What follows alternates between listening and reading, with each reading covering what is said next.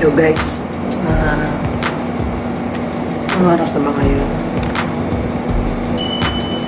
Umaga na.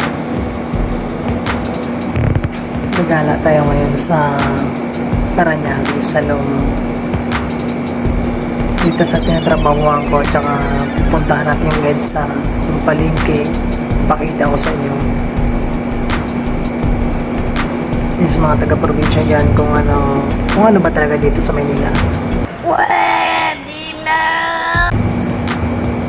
Pero maiksi lang tong video ko guys para konting pasilip lang. Sige, puntahan na natin.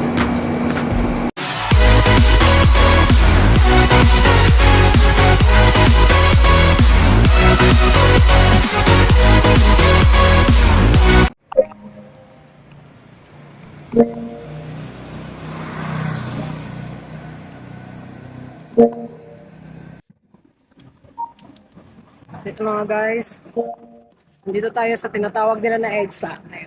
Pakita ko sa inyo kung gaano ka-traffic, kung gaano karaming tao, kung gaano karaming sasakyan guys. Kanina nandun tayo sa subdivision, ngayon nandito tayo sa Gilino Highway. EDSA, papakita ko sa inyo guys. Sa probinsya, stay po tayo.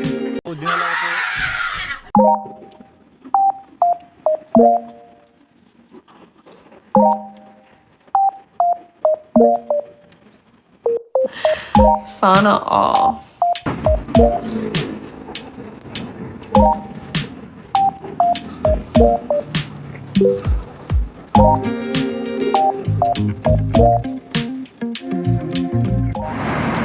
So ngayon, ang swerte natin ngayon kasi hindi masyadong matraffic.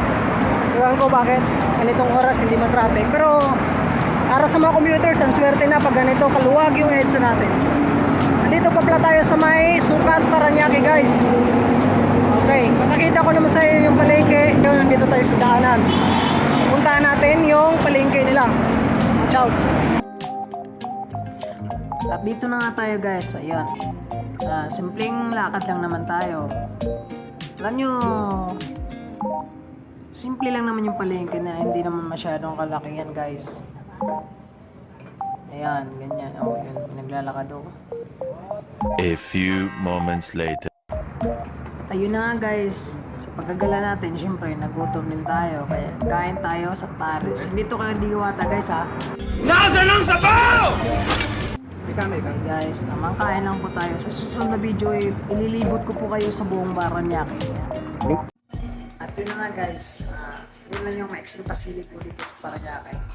Sa susunod na video, ililibot ko yun tayo sa probinsya natin. Punta naman tayo ng probinsya. Kaya watch out.